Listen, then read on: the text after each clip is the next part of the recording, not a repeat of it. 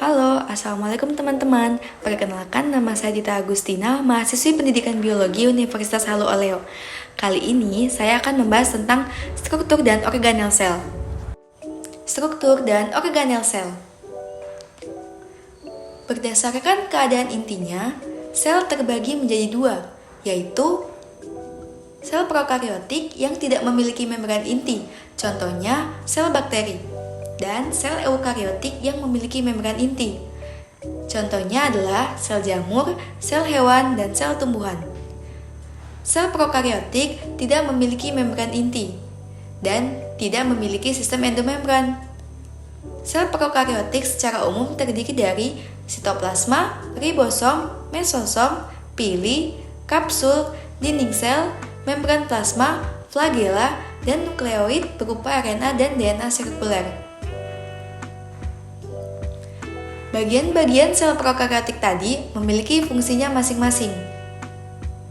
Dinding sel berfungsi sebagai pelindung dan pemberi bentuk pada tubuh sel. Membran plasma untuk melindungi sel, mengatur keluar masuknya ion dan molekul, dan mengatur respirasi. Sitoplasma berguna dalam proses pencernaan makanan secara intraseluler dan melakukan proses metabolisme sel. Mesosom berfungsi sebagai penghasil energi. Ribosom sebagai tempat berlangsungnya sintesis protein. DNA membawa informasi genetik yang akan diwariskan untuk keturunan, dan RNA untuk membuat kode genetik sesuai DNA dalam bentuk asam amino. Berbeda dengan sel prokariotik, sel eukariotik merupakan sel yang memiliki membran inti dan sistem endomembran. Sel eukariotik memiliki organel-organel sel yang terdiri dari dinding sel, membran plasma, sitoplasma, ribosom, lisosom, sentrosom, retikulum endoplasma, mitokondria, kompleks Golgi, nukleus, dan nukleolus. Sekarang kita bahas bagian-bagian sel, dimulai dari membran plasma ya. Membran plasma memiliki sifat selektif permeabel, yaitu dapat menyeleksi molekul yang masuk ke dalam sel. Membran plasma tersusun atas lipid, protein, dan karbohidrat. Pada membran plasma terdapat fosfolipid bilayer. Fosfolipid terdiri dari lapisan fosfat pada kepala dan lipid pada ekor, berbentuk rangkap dan bersifat fluid atau dapat berubah-ubah bentuk. Posisi fosfolipid bilayer terdiri dari dua daerah, yaitu hidrofilik yang merupakan bagian kepala yang suka air dan hidrofobik bagian ekor yang tidak suka air. Selain fosfolipid, pada membran plasma juga terdapat lapisan protein yang terdiri dari protein integral yang merupakan protein yang terdapat di kedua lapisan fosfolipid dan berfungsi sebagai corong masuknya molekul dari luar sel. Protein perifer merupakan protein yang hanya terdapat pada satu lapisan fosfolipid saja.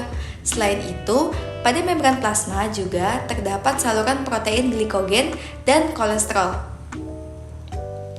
Kolesterol pada hewan dan fitosterol pada tumbuhan adalah jenis lemak pada membran sel yang mengurangi fluiditas fosfolipid bilayer. Glikogen adalah gugus karbohidrat yang terdapat di permukaan membran plasma yang berfungsi sebagai tempat penyimpanan cadangan makanan. Glikogen terdiri dari glikoprotein yang menempel pada protein membran dan glikolipid yang menempel pada fosfolipid. Membran plasma berfungsi sebagai pelindung sel, pengatur keluar masuknya molekul, dan tempat berlangsungnya reaksi respirasi dan oksidasi. Bagian sel berikutnya adalah sitoplasma. Sitoplasma memiliki sifat yang mampu mengenali dan mengantarkan rangsangan. Sitoplasma berfungsi sebagai bahan kimia sel dan tempat terjadinya reaksi metabolisme. Komponen utama sitoplasma terdiri dari sitosol, yaitu cairan pada sitoplasma, substansi genetik, sitoskeleton atau kerangka sel, dan organel-organel sel. Selanjutnya, kita akan membahas organel-organel sel yang menempel pada sitoplasma. Organel pertama adalah nukleus atau inti sel. Nukleus terdiri dari membran inti, nukleoplasma, nukleolus, dan kromatin. Membran inti adalah lapisan terluar inti sel yang terdapat pada organisme eukariotik. Membran inti memiliki pori-pori yang kecil yang berfungsi sebagai tempat keluar masuknya zat dan melindungi kromosom agar tidak bercampur dengan molekul besar dari sitoplasma. Nukleoplasma adalah cairan yang terdapat dalam inti sel. Nukleolus adalah anak inti sel yang berfungsi sebagai tempat sintesis RNA. Kromatin adalah bagian inti sel yang menjadi tempat kromosom. Nukleus berfungsi untuk mengatur pembelahan sel, mengendalikan seluruh kegiatan sel, membawa informasi genetik, replikasi DNA, dan sintesis protein. Organel berikutnya adalah retikulum endoplasma. RE merupakan penghubung membran inti ribosom dan badan Golgi yang berbentuk kantung pipih yang memenuhi sebagian sitoplasma. Retikulum endoplasma ada dua macam, yaitu RE halus dan RE kasar. Retikulum endoplasma halus adalah RE yang tidak memiliki ribosom, letaknya jauh dari membran inti. Fungsi dari RE halus adalah sebagai tempat sintesis lemak untuk hormon metabolisme karbohidrat, penyimpanan kalsium, dan detoksifikasi racun. Retikulum endoplasma kasar adalah RE yang memiliki ribosom, letaknya kebanyakan dekat dari membran inti. Fungsinya untuk mensintesis protein bersama ribosom yang akan digunakan di membran atau di luar sel. Jadi, secara umum, fungsi RE adalah mensintesis lemak dan kolesterol sebagai alat transportasi antar molekul, menetralkan racun, dan menampung protein yang disintesis oleh ribosom yang terdapat di RE kasar. Selanjutnya, ribosom. Ribosom merupakan unit gabungan protein dengan RNA. Ribosom tersebar bebas di sitoplasma, dan ada yang menempel di permukaan RE. Ribosom berfungsi mensintesis protein yang berguna untuk kegiatan metabolisme sel. Kompleks Golgi atau badan Golgi. Kompleks Golgi merupakan kumpulan ruang gelembung kecil dan kantong kecil yang bertumpuk-tumpuk. Kompleks Golgi berfungsi menjalankan sistem sekresi, membentuk membran plasma sebagai tempat sintesis polisakarida dan membentuk akrosom. Organel terakhir adalah mitokondria, terdiri dari membran luar dan membran dalam, yang berfungsi untuk melangsungkan rantai respirasi yang menghasilkan ATP. Krista berguna untuk memperluas permukaan membran untuk menyerap oksigen. Matriks berfungsi sebagai tempat oksidasi asam lemak. Mitokondria atau the powerhouse of cell merupakan penghasil energi dan tempat berlangsungnya respirasi sel. Nah, teman-teman, itulah organel pada sel eukariotik. Semua organel yang kita bahas tadi terdapat pada sel tumbuhan dan sel hewan. Namun keduanya memiliki perbedaan. Yuk kita bahas lebih lanjut.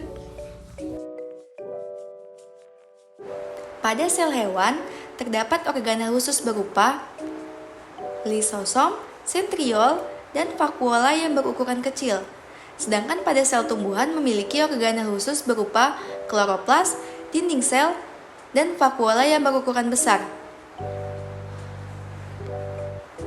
Beginilah struktur lengkap sel tumbuhan, terdiri dari dinding sel, plasmodesmata, lamela, protoplasma, peroksisom, badan Golgi, vakuola tengah, sitoskeleton, mitokondria, plastida, kloroplas, RE kasar, RE halus, membran inti, kromatin, dan nukleolus. Sekarang kita bahas organel khusus pada sel tumbuhan. Pertama, dinding sel. Dinding sel memiliki struktur yang terdiri dari dinding primer, dinding sekunder, lamela tengah, dan plasmodesmata. Dinding sel tersusun atas selulosa, hemiselulosa, dan pektin. Selulosa bersifat kaku dan memberi bentuk sel serta mempertahankan turgiditas sel. Fungsi dari dinding sel antara lain menyokong sel, melindungi selaput plasma, memelihara keseimbangan sel dari tekanan, dan memberi bentuk pada sel. Organel khusus berikutnya, vakuola, merupakan organel sitoplasmik berisi cairan yang dibatasi oleh membran tonoplas. Pada sel tumbuhan yang sudah tua, vakuola tampak berukuran besar dan berisi cadangan makanan serta pigmen. Vakuola terbagi menjadi 3 jenis, yaitu vakuola tengah atau tonoplas, yaitu vakuola yang mendominasi sel tumbuhan yang berfungsi sebagai tempat penyimpanan makanan. Vakuola makanan, vakuola yang berfungsi sebagai tempat pencernaan, penyimpanan, dan pengedaran makanan.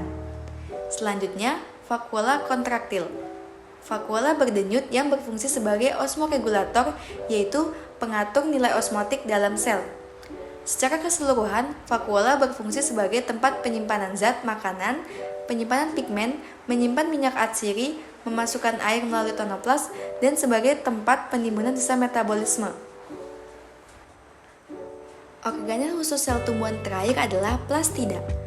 Plastida memiliki struktur yang terdiri dari membran luar, membran dalam, grana, dan tilakoid. Plastida merupakan organel bermembran rangkap yang berasal dari perkembangan proplastida di daerah meristematik. Berdasarkan pigmen yang dikandungnya, plastida dibedakan menjadi kloroplas yang mengandung klorofil yang berguna sebagai tempat fotosintesis. Kromoplas mengandung pigmen non-fotosintetik yang terdiri dari warna merah, oranye, dan kuning. Leukoplasts, pigmen tidak berwarna yang berguna sebagai tempat penyimpanan makanan. Berikutnya, struktur lengkap dari sel hewan. Terdiri dari membran plasma, sentrosom, peroksisom, sitoskeleton, protoplasma, badan Golgi, ribosom, lisosom, mitokondria, kromatin, nukleus, membran inti, RE kasar, RE halus, dan vakuola kecil. Selanjutnya, kita akan membahas organel khusus pada sel hewan. Organel khusus pertama adalah lisosom. Lisosom merupakan kantong membran yang berisi enzim pencernaan berupa protease, lipase, nuklease, dan fosfatase. Lisosom memiliki fungsi untuk melakukan pencernaan intrasel, menghancurkan struktur sel yang tidak dikehendaki atau autofag, membebaskan enzim keluar sel atau eksositosis, menghancurkan diri atau autolisis. Organel khusus kedua adalah sentriol. Sentriol memiliki struktur membentuk bintang yang berfungsi dalam pembelahan sel baik secara mitosis dan meiosis. Pada sel hewan juga terdapat sentrosom yang terdiri dari 2 sentriol yang juga berperan dalam pembelahan sel. Nah, sampai di sini teman-teman bisa paham ya? Baik, itu saja penjelasan tentang struktur dan organel sel hewan dan sel tumbuhan. Sampai jumpa di video berikutnya.